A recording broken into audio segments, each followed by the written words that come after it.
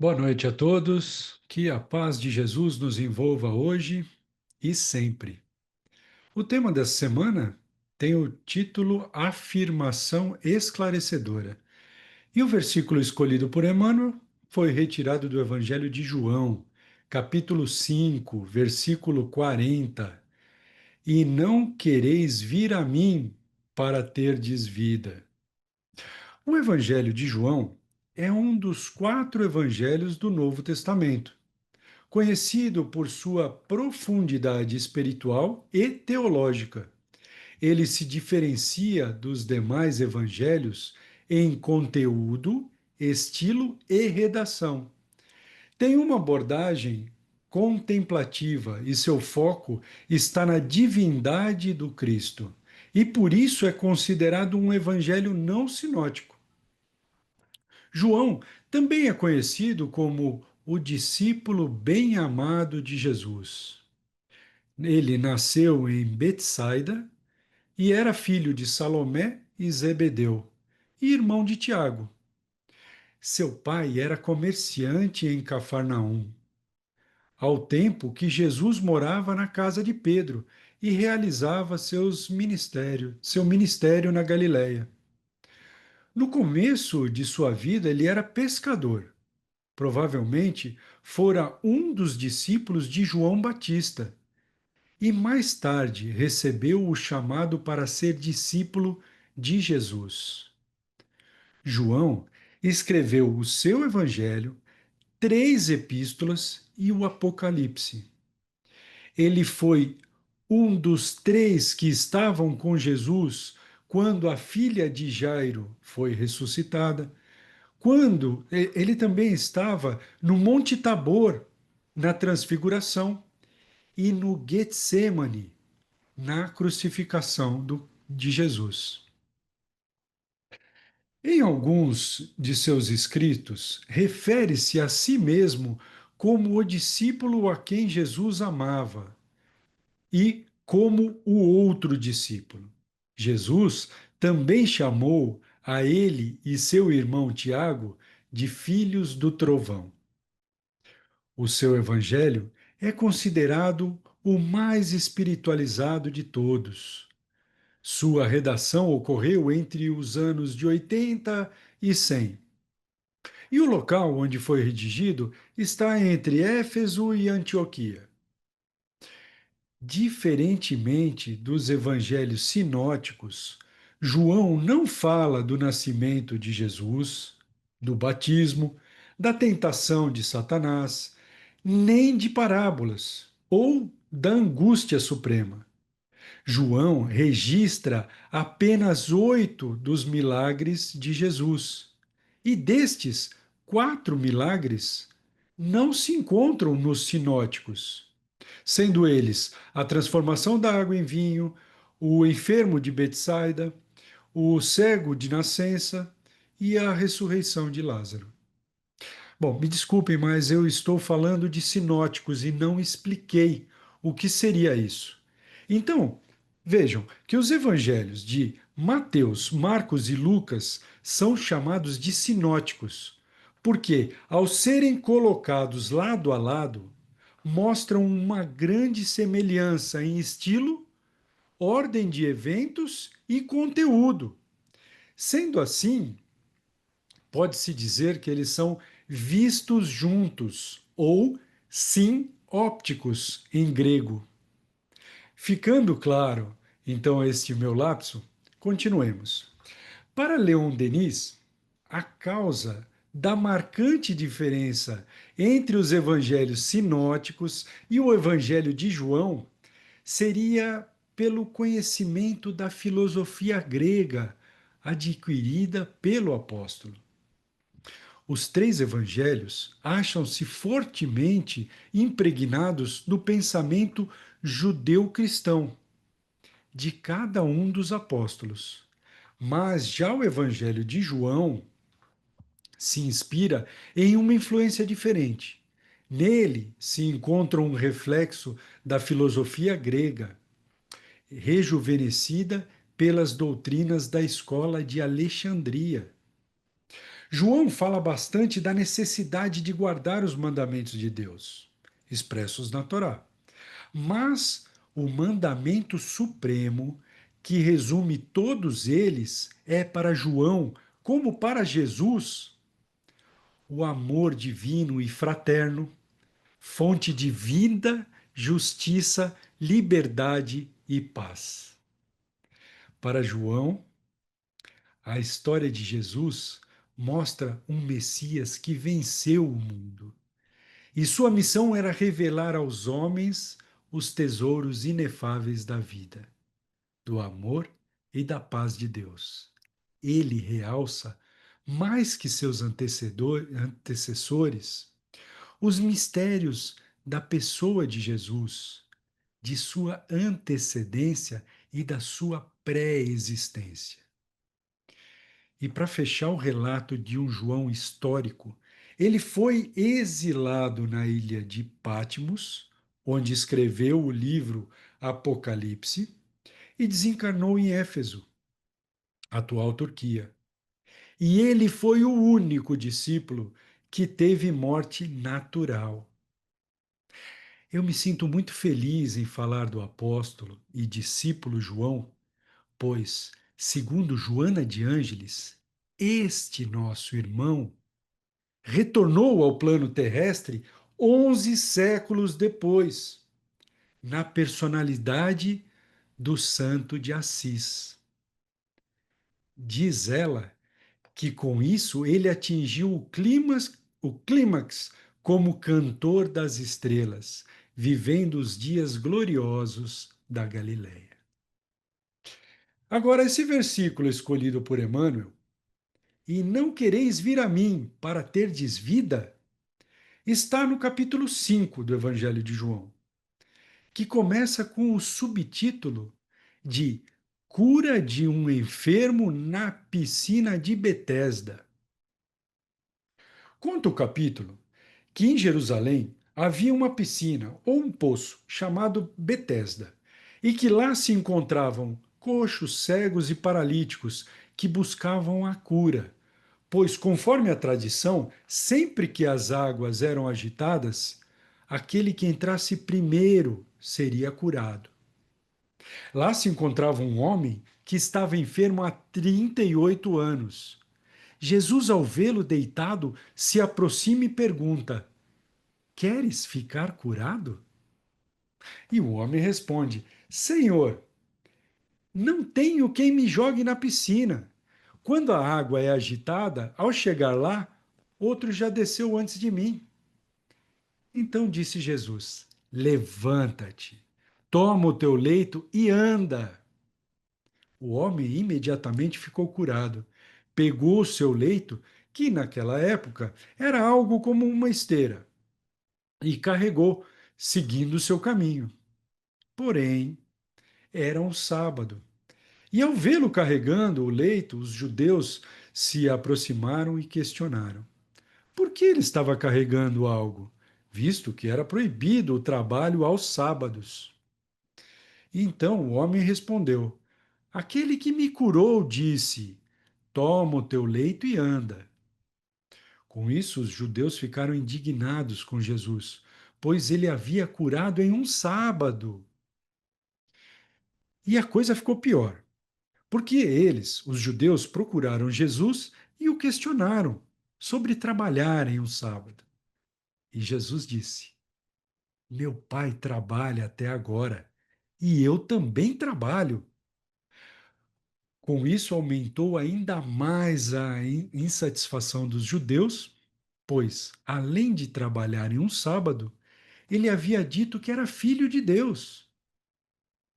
Em seguida, o Evangelho pela Bíblia de Jerusalém vem o subtítulo Discurso sobre a obra do Filho. Nesse discurso, Jesus diz que o Filho nada pode fazer senão aquilo que vê o Pai fazer. Ou seja, o Filho faz aquilo que aprendeu com o Pai. E depois ele adverte dizendo: E mesmo assim, e não quereis vir a mim para terdes vida. Dessa passagem, tiramos vários aprendizados. Uma delas eu achei muito interessante, eu tirei do livro Jesus Psicoterapeuta, escrito pela Hannah Wolff. Nesse livro, ela aborda essa passagem do enfermo de Betesda pautada na procrastinação. Pois o enfermo sabia o que tinha que fazer, mas não agia. Ele não buscava a cura e estava doente há 38 anos. E ainda por cima, nem foi ele que buscou Jesus, foi o mestre que se aproximou e perguntou se ele queria ser curado. E o pior foi a resposta, que não foi aquela que todos nós esperamos. Sim, eu quero, lógico. Ele respondeu: não tem ninguém para me jogar no tanque. Quando a água se agita, quando não tem ninguém para me jogar no tanque, quando a água se agita. Porque quando eu chego lá, alguém entrou primeiro. Então ele sabia o que precisava ser feito, mas não fazia. E quando sabemos que temos que fazer algo, mas não colocamos isso em ação, o nome disso é procrastinação. Muitas vezes somos como o enfermo de Betesda. Fugimos ou procrastinamos algumas ações, porque se formos curados, não poderemos mais ficar parados e acomodados. Teremos que nos levantar e trabalhar, ou seja, sair da nossa zona de conforto. Será que isso não acontece conosco com relação ao Evangelho também? Eu já sei o que devo mudar em mim, já percebi onde preciso me corrigir, mas não tenho ninguém para me jogar no poço de Betesda. Outro ponto interessante é que Jesus curou um homem que estava doente há 38 anos. Mas os judeus só enxergaram que isso tinha sido em um sábado. Ele curou alguém enfermo. Mas que dia que era? Como se isso fosse mais importante que o acontecimento. Vejam que são perguntas sem sentido para fugir do ponto principal. Quem é esse que pode curar? E ele o faz sem pedir nada em troca. Com isso, eu percebo que às vezes o maravilhoso está acontecendo à nossa volta, como explicado na palestra Ante o Sublime, no capítulo 23. E somente prestamos atenção em pontos irrelevantes. E fazemos isso muitas vezes para fugir do nosso compromisso. Por quê? Se eu recebo um ensinamento sobre a continuidade da vida e sobre colônias espirituais, por exemplo, se o meu primeiro pensamento for: onde eu irei morar? Será que terei que trabalhar lá? Mostra que eu também estou pensando só no sábado ou naquilo que é irrelevante. Mas, se ao pensar na continuidade da vida, eu me preocupar que não posso mais fazer o que eu fazia, tenho que me esforçar para fazer o meu melhor a cada dia, aí sim estarei enxergando a grandeza da cura.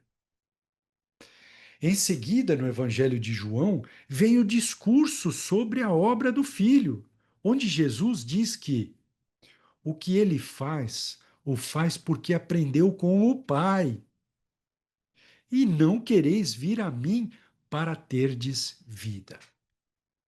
Ou seja, vemos os feitos de Jesus, vemos os seus atos, estudamos seu evangelho, reconhecemos a sua grandeza.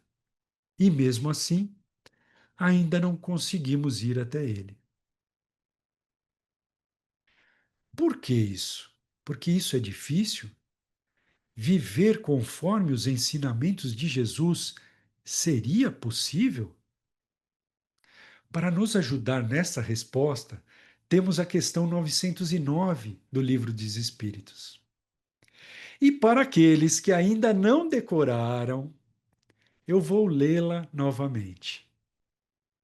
Pode o homem vencer suas más inclinações pelos seus próprios esforços? E a resposta foi sim. E frequentemente esforços muito insignificantes. O que vos falta é vontade. E lá no livro Pensamento e Vida, Emmanuel nos diz que a nossa mente está dividida em vários gabinetes, que são o desejo, a inteligência, a imaginação, a memória, dentre outros. Em seguida, ele diz que quem supervisiona todos esses departamentos é o gabinete da vontade. A vontade é que gerencia a, a, a vontade é quem gerencia, esclarecida e vigilante, governando todos os setores da ação mental. Então, é por isso que Emmanuel começa o seu capítulo de hoje nos dizendo sobre a importância dessa vontade. Ou seja, queremos ir ao, queremos ir até o Mestre e estar com ele, mas não queremos arcar com as dificuldades e o esforço para isso. Essa falta de vontade nos deixa na inércia. Continuamos aguardando em Betesda.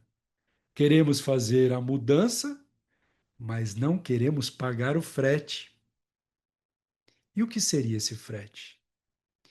São as nossas renúncias diárias, é a nossa disciplina, é a nossa perseverança. Essas são algumas coisas que já identificamos como necessárias, mas que ainda não temos a vontade suficiente para colocar em ação. Além disso, muitas vezes, quando passamos por problemas ou dificuldades, não lembramos dos ensinamentos estudados e nos julgamos injustiçados. Nos sentimos abandonados e muitas vezes nos revoltando, dizendo: por que eu?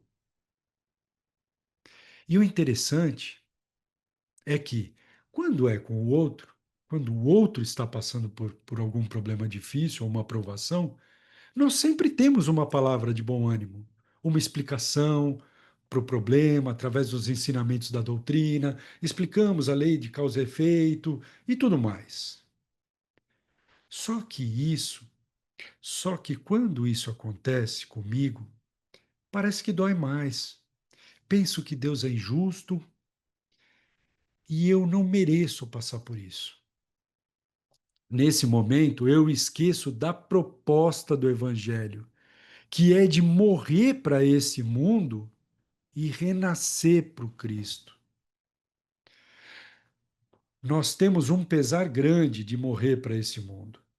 Por isso que gostaríamos que Jesus renascesse aqui novamente entre nós. E não queríamos ir até ele.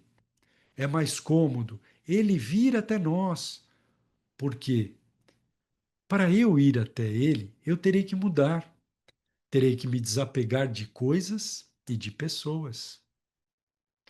Lembram da passagem do jovem que veio até Jesus questionando sobre o que ele teria que fazer para ter a vida eterna?